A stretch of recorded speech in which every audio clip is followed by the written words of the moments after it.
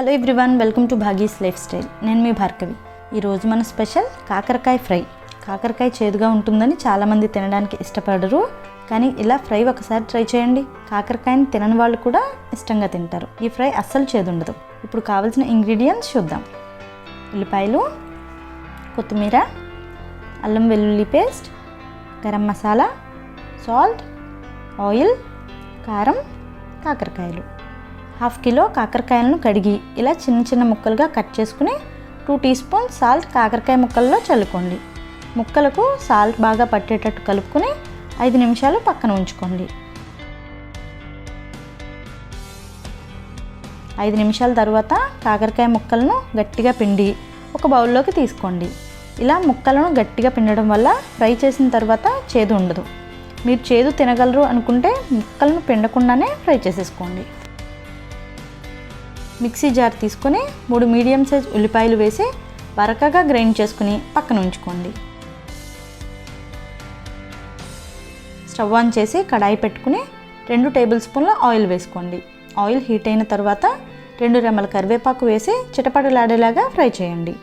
మనం రెడీ చేసిన కాకరకాయ ముక్కలు వేసి స్టవ్ మీడియం ఫ్లేమ్లో పెట్టుకుని ముక్కలను మధ్య మధ్యలో కలుపుతూ బ్రౌన్ కలర్ వచ్చేంత వరకు వేయించుకోండి.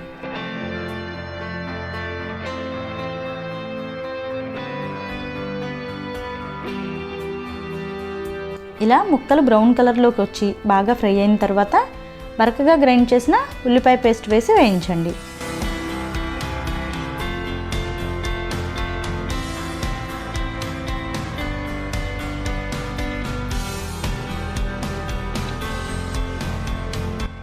చిటికెడు పసుపు యాడ్ చేసుకుని ఉల్లిపాయ పేస్ట్ పచ్చివాసన పోయేంత వరకు ఫ్రై చేసుకుని 2 టేబుల్ స్పూన్ల కారం, 1 టీ స్పూన్ అల్లం వెల్లుల్లి paste, 1 teaspoon garam masala వీటన్నింటినీ బాగా కలుపుతూ ఫ్రై చేసుకోండి.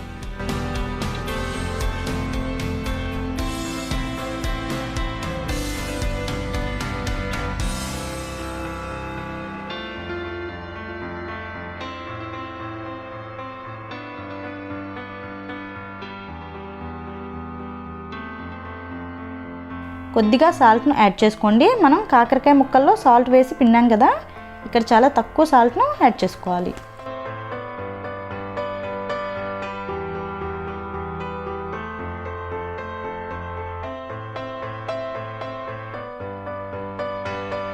చివరిలో కొత్తిమీర చల్లుకుని స్టవ్ ఆఫ్ చేసేయండి. అంతే అండి, టేస్టీ కాకరకాయ ఫ్రై రెడీ. తప్పకుండా ఈ రెసిపీ మీరు ట్రై చేసి మీకు ఎలా కుదిరిందో మాకు కామెంట్స్లో తెలియచేయండి. నెక్స్ట్ వీడియోలో మరొక రెసిపీతో మళ్ళీ కలుద్దాం. అంతవరకు కీప్ వాచింగ్.